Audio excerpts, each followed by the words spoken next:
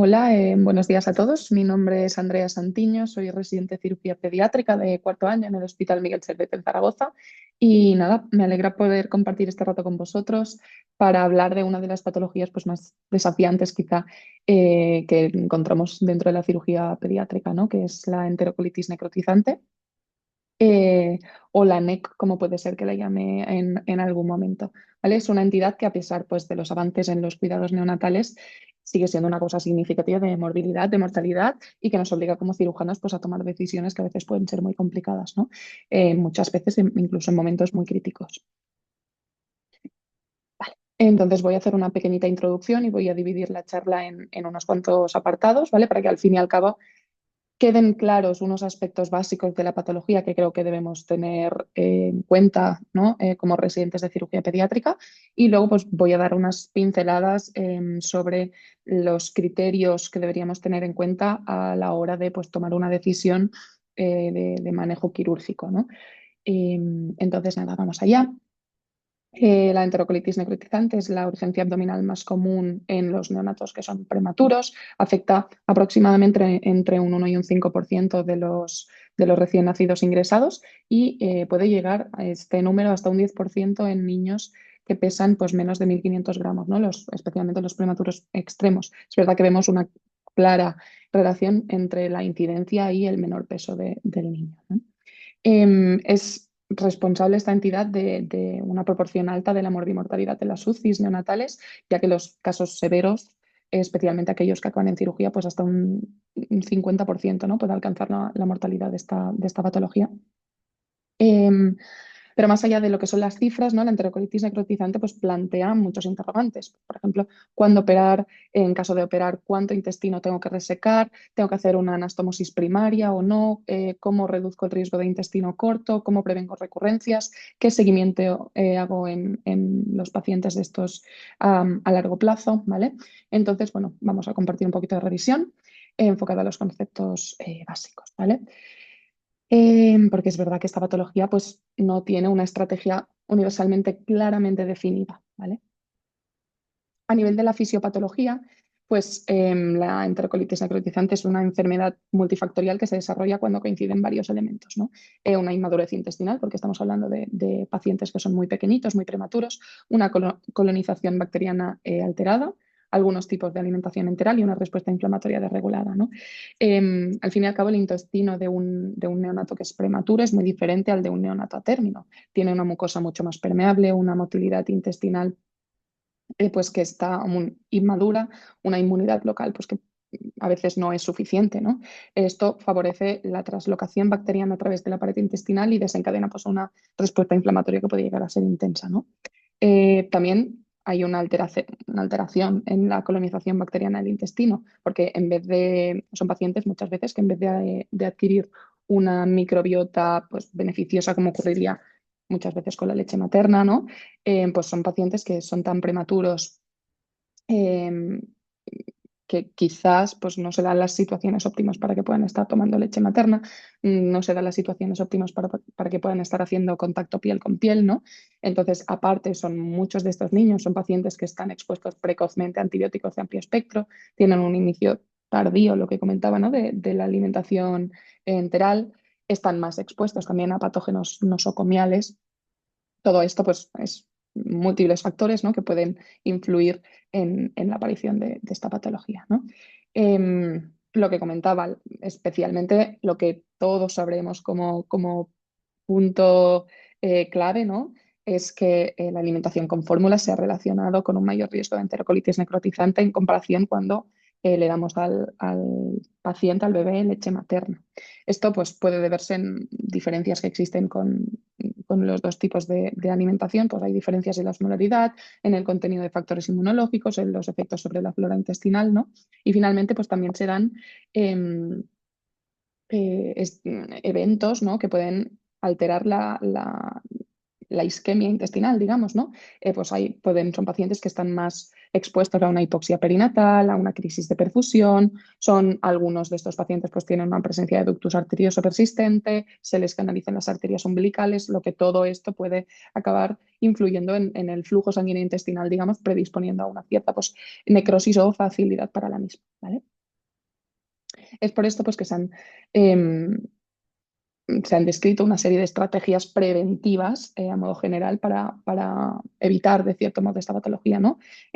Algunas de ellas las tenéis aquí en pantalla. La más conocida, pues antes posible, ¿no? Pues dar leche maternal al niño, pues evitar vías centrales innecesarias, evitar exposición a antibióticos de forma pues, innecesaria, evitar CPAPs, ¿vale? Evitar transfusiones innecesarias, todo lo que sea innecesario, todo lo que podemos retirar de forma precoz porque el niño pues quizá ya no lo necesita, pues es beneficioso para él, ¿no? Evidentemente, ya no solo en la enterocolitis necrotizante, pues, sino también a nivel de otras patologías que pueden afectar a un paciente prematuro, ¿vale?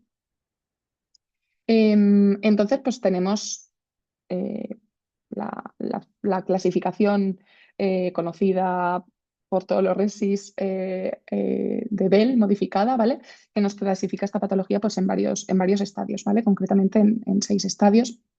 Una clasificación que se publicó en el 1978 y aún hoy en día se sigue usando para pues, orientar el manejo clínico. Es verdad que no acostumbramos a usarla a rajatabla de forma súper estricta, pero es verdad que para clasificar y para tener unos ciertos estadios, pues nos va bien, ¿no?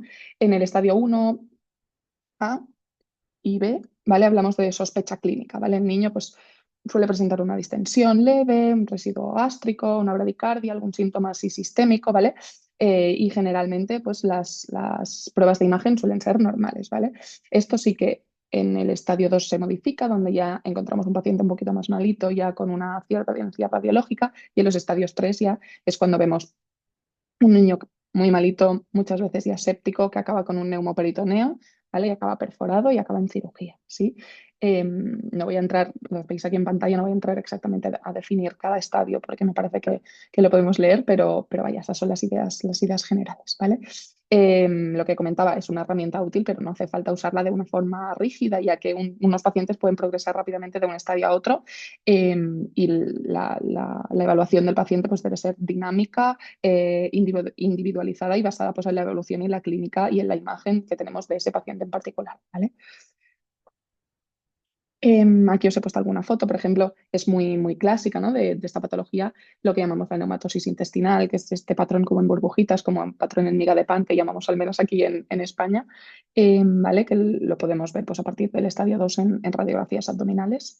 Y luego os he puesto una radiografía, ¿no? de una imagen de un neumoperitoneo, clásica perforación intestinal que prácticamente nos obliga a hacer cirugía, ¿vale? A nivel de la presentación clínica, pues lo que os he contado un poquito, perdón, con la clasificación de Bell. Em, Generalmente pues, empieza en una fase inicial con signos precoces que suelen ser sistémicos, apneas, bradicardias, un paciente que se empieza a poner un poquito inestable, letárgico, que no acaba de tolerar bien, que se hipotensa, hipoglucemias, respiratoriamente empieza a ir un poco mal, ¿vale? A partir de aquí pues progresa la enfermedad. El paciente empieza con una distensión abdominal, puede que vomite bilioso, sangre en heces, ya empezamos a ver podemos ver un híleo en la placa abdominal. Aquí ya quizá en las radiografías en este estadio ya podemos empezar a ver alguna cosita. Luego ya sigue progresando, ya vemos que realmente es una patología con un foco abdominal claro, ya es un paciente que muchas veces ya está más paradito a nivel intestinal, ya podemos ver una clara neumatosis intestinal en la imagen. Evidentemente, hablo de forma general, siempre hay que individualizar. Y luego lo que hablaba, ¿no? Un paciente que ya tiene una enfermedad avanzada, que incluso puede presentar una decoloración de la pared abdominal, un edema, una tripa que es eritematosa, dolorosa, que tiene edema, incluso podemos palpar una masa, ¿no? Correspondiente a una asa fija, ya podemos ver prácticamente muchas veces en estadios muy avanzados un neumoperitoneo, el paciente se empieza a poner muy mal a nivel sistémico, ¿no? Tenemos una acidosis metabólica, tenemos una trombocitopenia que en estados iniciales puede ser una trombocitosis, ¿no? Porque ya al fin y al cabo por consumo pues acabamos teniendo penias, ¿no? Incluso anemias también. Y estadios muy avanzados con coagulaciones intravasculares diseminadas, etcétera, etcétera, que ya son signos de que el paciente pues, necesita una cirugía urgente, ¿vale? Em, Aquí os he puesto también algunas imágenes. Eso ya es una tripa un poquito, aquí a la izquierda, un poquito ya distendida, ¿no? Que ya es verdad que no tenemos al paciente delante, ¿no? Pero ya nos impresiona la tripa globulosa distendida. Quizá empieza a tener un poco de mala coloración, ¿vale? Aquí a la derecha, evidentemente, vemos un paciente totalmente crítico con una coloración abdominal pues muy mala, ¿vale? Que probablemente está en un estadio avanzado de la enfermera. El diagnóstico, pues también lo que os comentaba, la clínica, evidentemente, individual, cada paciente la suya. Siempre necesitamos una analítica sanguínea en la que generalmente en estadios iniciales se elevan los reactantes de fase aguda, pues una leucocitosis, una trombocitosis, estas cosas, ¿vale? Una PCR elevada. En fases finales, pues podemos tener citopenias, ¿vale? Por consumo. Muy importante, una radiografía abdominal. Lo que vemos, como comentaba, muy típica, la neumatosis intestinal. Depende de la serie, va desde un 20 hasta un 98% de los casos que la presentan, ¿vale? Es verdad que es muy clásica, pero no es única de la enterocolitis necrotizante, ¿vale? La podemos ver en otras patologías. No es tan común, pero es verdad que la podemos ver, ¿vale? Gas portal, por ejemplo, lo podemos ver en un 10-30% de casos, también dependiendo de las series. Generalmente es un marcador de gravedad. Sé que hay algunos hospitales incluso que es un criterio para cirugía, ¿vale? Pero no en todos, ¿sí? Entonces hay que tenerlo en cuenta en el contexto del paciente si tiene otros signos de gravedad o no, ¿vale? Eh, Neumoperitoneo, que esto sí que es un criterio de cirugía, ¿vale? Porque nos indica que hay una sita perforada o una safija y dilatada. Es verdad que puede ser un criterio de mediana gravedad, pero es verdad también porque puede sugerir una necrosis, pero es verdad que un número no desdeñable, ¿vale? De pacientes pueden recuperarse sin cirugía porque lo hemos visto con múltiples estudios, ¿vale? ¿Qué más? Para el diagnóstico también puede sernos útil una ecografía abdominal, ¿vale? Nos puede evaluar pues, ascitis, perfusión intestinal, el grosor de la pared intestinal, la vascularización usando el Doppler, ¿vale? En caso de que la placa pues, no lo haya visto, incluso podemos ver gas portal. Aquí os he puesto una imagen de una ecografía en la que podemos ver, evidentemente de forma dinámica se vería mejor con la ecografía, ¿vale? Pero sí que dentro del hígado, dentro de la porta, podemos ver como una imagen de movimiento de burbujitas, ¿vale? Que se correspondería con gas portal. Y son útiles las ecos, especialmente pues, en abdómenes que no tienen gas, en una ascitis muy compleja, que quizá pues, tenemos una radiografía que es un abdomen blanco, o incluso para usar de guía en la paracentesis, ¿vale? Lo que me lleva a hablar, evidentemente, de la paracentesis. Es verdad que no es una técnica diagnóstica que usemos pues, de forma extremadamente frecuente, ¿vale? Porque la realidad es que no se usa de forma frecuente, pero sí que hay que tenerla en cuenta como pues, posible método diagnóstico, ¿vale? Porque cuando hay hallazgos que no son ambiguos, pues nos puede confirmar una perforación.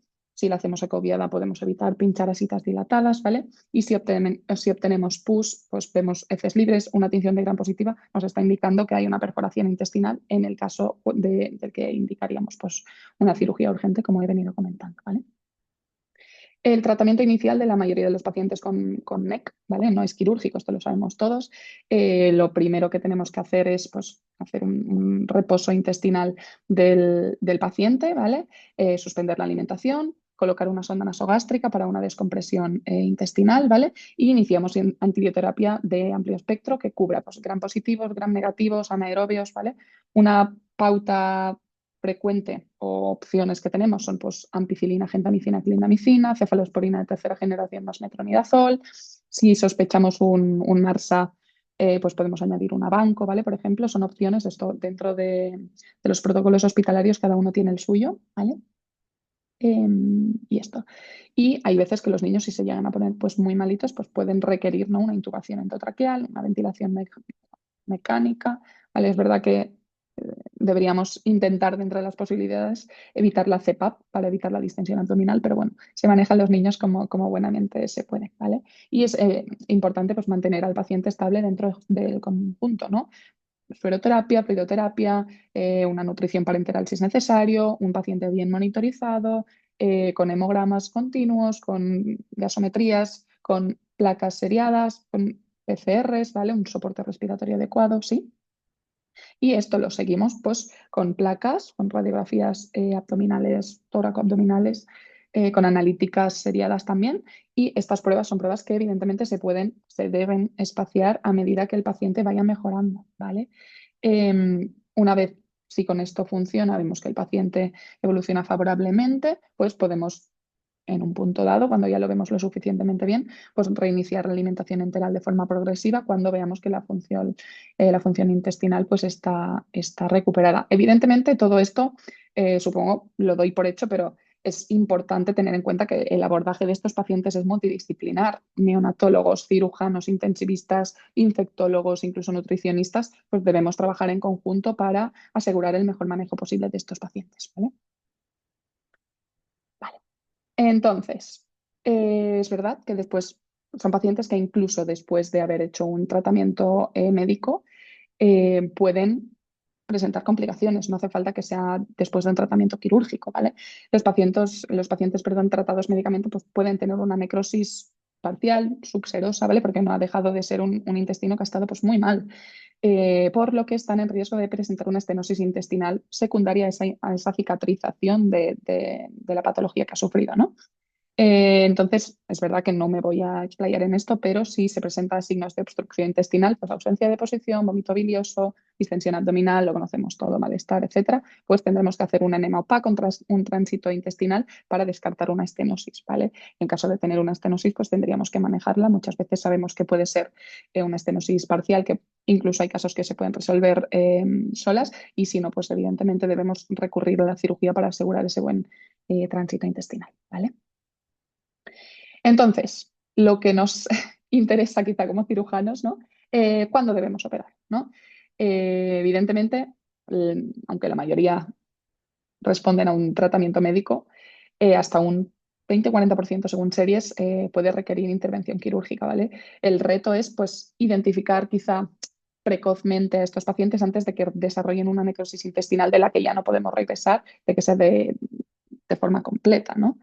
Es verdad que no existen criterios diagnósticos universales como tal, ¿no? Eh, pero sí que las indicaciones consensuadas, absolutas, para indicar una cirugía en pacientes con enterocolitis necrotizante es la más conocida por todos, un neumoperitoneo, perdón. Hay una asa perforada, tenemos que ir a por esa perforación, ¿vale? Debemos evitar eh, que eso siga fugando, digamos, ¿vale? Una paracéntesis positiva, lo que os comentaba antes, pues si hay heces, si hay pus libre, bacterias en el gram del líquido ascítico, podría ser otra indicación. Y después que el paciente presente un síndrome compartimental abdominal, ¿no? Una distensión severa, una ascitis, un edema intestinal con deterioro del paciente, un deterioro hemodinámico que se pone muy inestable. Al fin y al cabo debemos darle una salida, darle una ayuda a ese paciente que no está consiguiendo claramente con un tratamiento médico, ¿vale? Por eso estas son digamos, os las he puesto aquí en rojo para que son las tres cosas que nos llevan a la cirugía, ¿vale? Entonces, luego tenemos indicaciones que son más relativas. Cuando no tenemos un neumo claro ni una paracéntesis positiva, ¿vale? Es verdad que tenemos otros signos que nos pueden indicar de gravedad, ¿sí?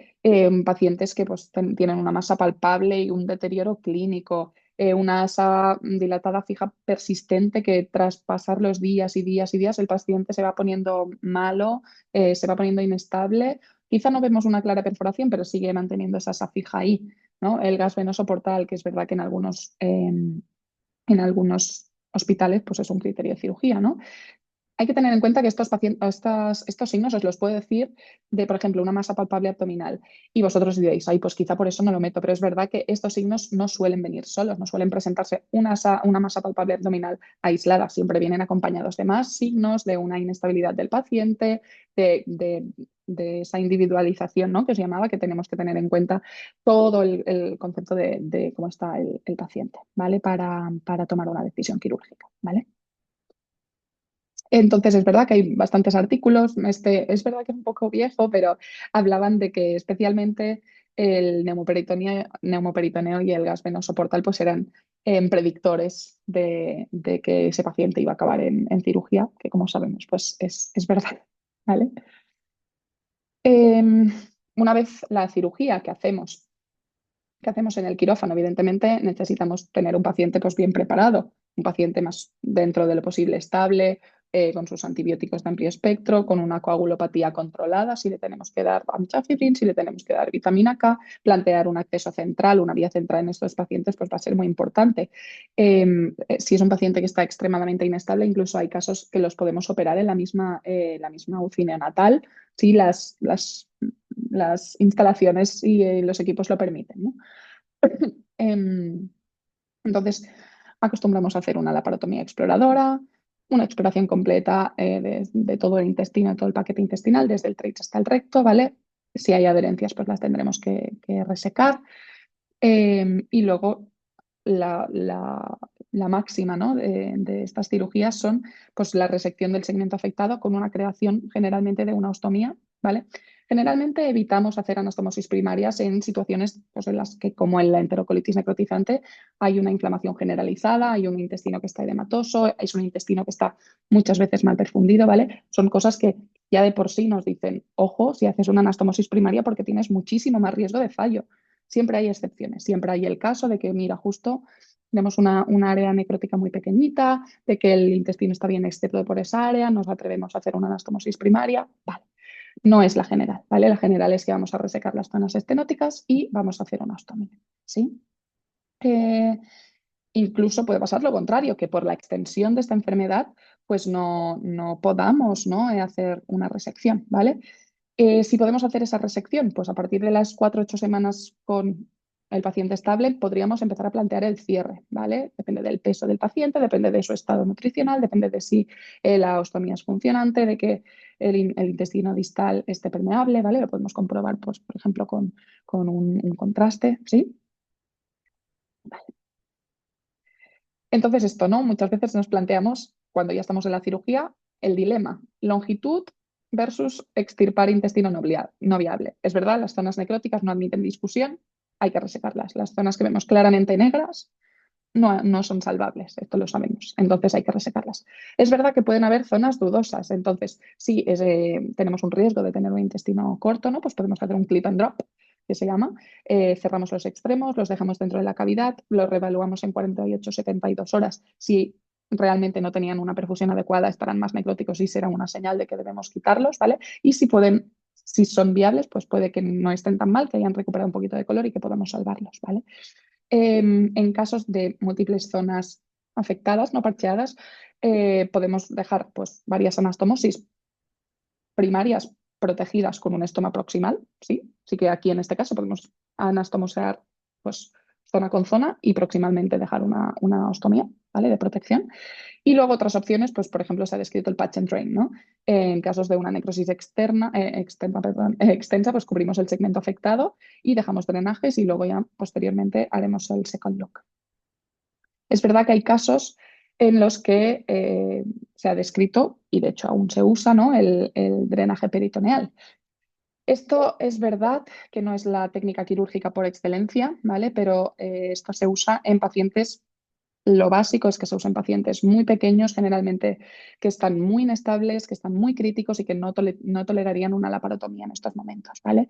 Entonces lo que hacemos es dejamos un drenaje, dejamos que se descomprima ese abdomen, ¿vale? Y vemos. Lo consideramos más que una cura, una medida de estabilización o de intento de estabilización del paciente, ¿vale? Porque ya de base son pacientes que están muy malitos, ¿vale? Cuando se describió esta técnica, pues empezaron a haber estudios. Hay un estudio, el de Ein et al, que lo tenéis ahí, que ponía que un tercio de los pacientes con drenaje peritoneal no necesitó cirugía adicional, con lo que inicialmente pues, eran optimistas con esta técnica, pero es verdad que es un estudio en 1974 y que posteriormente pues, hemos visto que hasta el 70-80% de los pacientes necesitan esa cirugía abdominal, ¿vale? Pero sí que es verdad que aunque no sea curativa, en la mayoría de los pacientes, hay que tenerla en cuenta en pacientes pues, que quizá no toleran una laparotomía y necesitamos una alternativa. Pues a veces un drenaje peritoneal puede serla, ¿vale? Generalmente no es que tenga mejores resultados, pero es verdad que quizá antes de que se te muera el paciente en ese momento, pues puedes darle una salida, puedes comprarle un poco de tiempo, ¿vale?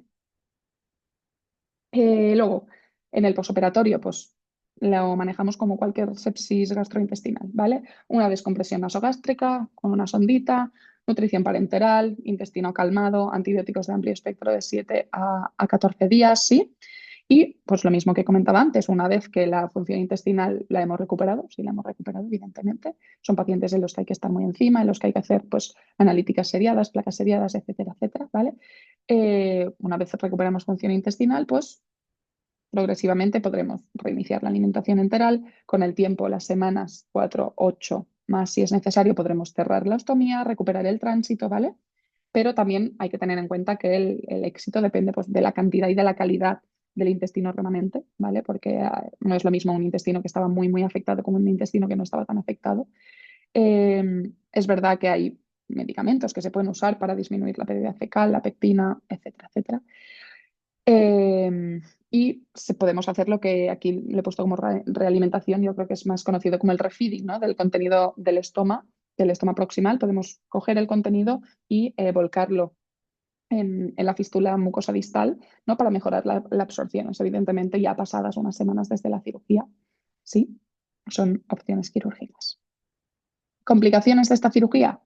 Pues pueden haber muchas, porque ya de base no tenemos un intestino sano, no estamos tratando con niños sanos, estamos tratando con niños muy enfermos.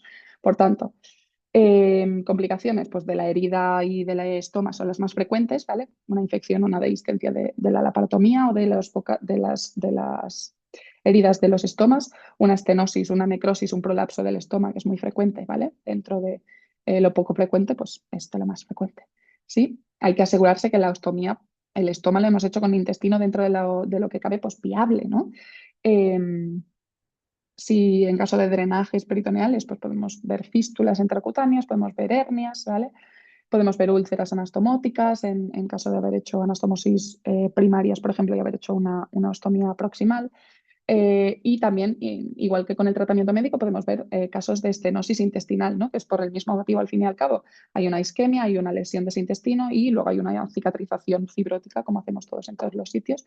Entonces, es verdad que lo vemos más en pacientes con tratamiento médico que con tratamiento quirúrgico, pero es verdad que también tenemos más riesgo de ella a medida que la enfermedad avanza, ¿no? Pacientes con extensa neumatosis intestinal, pues ha visto que hacen más estenosis, ¿vale? Pero lo que comentaba antes, muchos pueden resolver espontáneamente, por tanto, hay que darle un poquito de tiempo a estos niños, ¿vale? Luego, síndrome de intestino corto, esto va a depender un poquito tanto de la viabilidad del intestino como de la cirugía y lo que decidamos o no decidamos resecar o lo que veamos viable o no viable, ¿vale? Y luego, pues una recurrencia, el 10% de estos niños pueden tener una recurrencia, ¿vale? Outcomes es una patología pues, muy grave, una mortalidad global del 25-30% que es pues, nada desdeñable. Y en pacientes tratados médicamente la mortalidad varía un poco según el peso a nacer. Evidentemente, a menos peso, más posibilidades tienen de no salir de esta, ¿vale? En neonatos de menos de 750 gramos la mortalidad es más alta de un 40%, ¿vale? Y en pacientes tratados quirúrgicamente la mortalidad se dispara hasta más o incluso hasta llegar al 50%, ¿vale? Evidentemente, a más extensión de la necrosis, más extensión de la enterocolitis, pues peores outcomes hay, ¿no? La cirugía pues no deja de ser una agresión, ¿no? Entonces, aunque a veces sea necesaria y entendemos que es así, implica mayor mortalidad, mayor estancia hospitalaria, más complicaciones, etcétera, etcétera, ¿vale? A futuro, ¿qué tenemos? Pues hay investigaciones en curso sobre múltiples temas. No os voy a leer todo lo que he puesto aquí. Tenéis la foto por si os la queréis ver. Además que creo que de tiempo aún sea un poco justitos, ¿vale? Pero es verdad que hay múltiples estudios y múltiples ensayos para intentar, pues, que sea una patología con algo menos de mortalidad, ¿no? Pues tener más ayudas, tener más herramientas diagnósticas precoces, etcétera. Por ejemplo, pues la microcirculación intestinal, por ponernos un ejemplo de lo que tenemos aquí, pues se está investigando cómo mejorar el flujo sanguíneo en los vasos estos, en los microvasos del intestino, ¿vale? Eh, Tenemos nuevas técnicas como la ecografía de alta velocidad, que permite visualizar el flujo sanguíneo pues, microscópico. Hay muchas cositas que se están estudiando, ¿vale? Entonces, nada, espero no haber sido muy pesada. Así como resumen, el futuro de la enterocolitis necrotizante pues avanza o intenta avanzar o quiere avanzar hacia diagnósticos un poquito más tempranos, tratamientos regenerativos, lo ponía células madre, factores de crecimiento, la manipulación de la inmunidad y la microbiota para evitar el daño intestinal, ¿no? Son áreas que son prometedoras, quizá nos queda aún unos años para llegar a eso y podría acabar transformando pues, esta atención neonatal, ¿no? Por ahora lo que tenemos es lo que os he contado un poquito. La cirugía no deja de ser una parte importante, que es verdad que es mejor no usarla, pero es una herramienta que tenemos y que debemos usar cuando es necesario, ¿vale? Y nada, espero que os haya gustado. Creo que como residentes y futuros especialistas en cirugía pediátrica, pues tenemos la responsabilidad un poco de estar presentes desde el inicio de esta patología, de aportar un poquito de juicio clínico, de saber las bases y de pues, intentar participar activamente en el manejo de esta patología. Espero que esta revisión os haya ayudado a entender un poquito mejor o asentar un poco las bases de esta patología. Y nada, muchas gracias por la atención. Cualquier pregunta o si queréis compartir experiencias, pues estamos aquí para intentar hacer lo mejor posible. Muchas gracias.